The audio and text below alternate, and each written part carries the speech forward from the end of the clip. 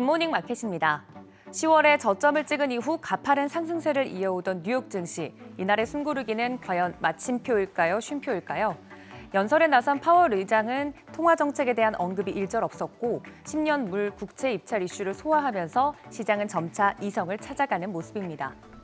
뉴욕 증시 3대 지수 혼조세를 보였습니다. 다우지수만 0.12% 하락했고요. S&P 500과 나스닥은 상승세를 이어갔는데 S&P 500은 0.10%, 나스닥은 0.08% 오르면서 강보합권의 거래를 마쳤습니다. 시총 상위주들도 흐름 보시면 애플이 0.59%, 마이크로소프트가 0.74% 상승했고요.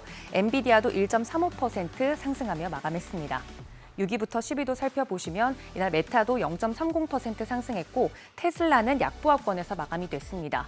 개별 이슈가 있었던 일라이릴리가 3%대 높게 오르면서 상승 마감했습니다.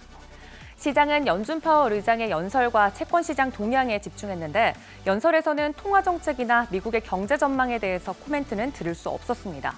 파월 의장은 연준 조사통계국 100주년 기념 컨퍼런스에서 경제는 유연하고 역동적이며 때로는 예측할 수 없는 충격에 직면한다면서 모델 밖에서 생각할 줄 알아야 한다고 언급을 했습니다.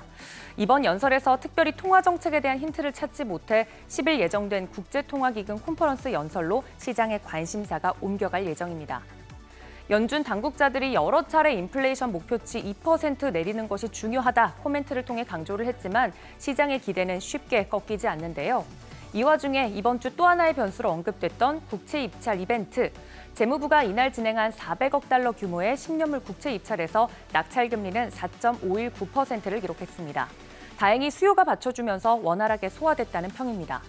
채권시장 동향 살펴보시면 통화정책에 민감한 2년물 수익률만 오름세 보였고요. 10년물 국채 수익률도 4.4%대까지 하락, 30년물도 4.6%대까지 하락으로 마무리가 됐습니다. 시장이 다음 상승 모멘텀을 찾지 못하고 혼조세를 보이자 개별 종목들도 이슈에 따라 주가가 움직이는 말 그대로 종목 장세 흐름이 펼쳐졌습니다. 어느덧 실적 시즌이 마무리되어 가는 가운데 이번 성적표는 대체로 선방했다는 평가가 나오고 있습니다.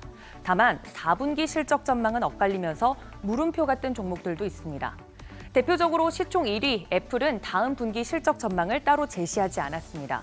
증권가에서는 분기 매출이 성장세로 전환할 것으로 보고는 있지만 월스트리트 저널은 실적 발표와 신제품 출시 이후 주가가 하락한 애플에 대해서 겨울이 일찍 찾아왔다며 어두운 전망을 내놓고 있습니다. 이처럼 금리 인상이 마무리되는 것 아니냐는 기대 속에서 대형 기술주에 대한 실적보다 주가가 고평가됐다는 지적이 꾸준히 나오고 있는 상황인데요. 최근 빅테크 기업들 사이에서는 AI 전쟁이 화두입니다. 마이크로소프트의 주가가 사상 최고가를 경신하고 있는데 그 이유가 바로 AI 때문입니다. MS가 투자한 오픈 AI의 성장성에 대한 기대감이 주가를 끌어올렸다는 분석입니다. 보시면 MS의 올해 상승률은 주가 상승률이 50%를 넘어섭니다. 이번 분기 실적도 좋았고 오픈 AI에 선제적으로 투자해 생성 인공지능 분야에서 주도권을 확보했다는 평가에 힘입어 애플의 시총을 바짝 추격하고 있습니다. 한편 헬스케어 분야에서는 미국 식품의약국이 일라이릴리의 당뇨병 치료제인 몬자로를 다이어트 약으로 승인했다는 소식입니다. 일라이릴리는 이미 지난해 이후 몬자로를 다이어트 약으로 쓰는 사람들이 늘면서 실적이 크게 개선됐죠. 이번에 정식으로 승인을 받으면서 매출은 앞으로 더 큰 폭으로 뛸 전망입니다. 추가로 전기차 제조사 리비안이 예상보다 좋은 실적 냈지만 전체 전기차 시장 수요 부진이 우려가 지속되면서 2% 넘게 하락했고 워너브라더스 디스커버리는 예상보다 큰 손실 내면서 19% 이상 폭락했습니다. 이처럼 실적에 따라 울고 웃는 종목들이 도드라졌는데요. 거시경제 영향력과 변동성이 큰 요즘, 높은 주가에 비해 실적이 아쉬운 종목들에 대해서는 조심스럽게 접근하셔야 될 것 같습니다. 국제유가는 하락세 계속 이어가고 있습니다. 미국과 중국의 수요 우려에 이날도 3% 가까이 하락했는데요. WTI 기준으로 살펴보시면 2.33% 하락하면서 배럴당 75달러 선까지 내려왔고 브렌트유도 80달러 선 내려왔습니다. 2.19% 하락하면서 배럴당 79달러 선에 기록을 했습니다.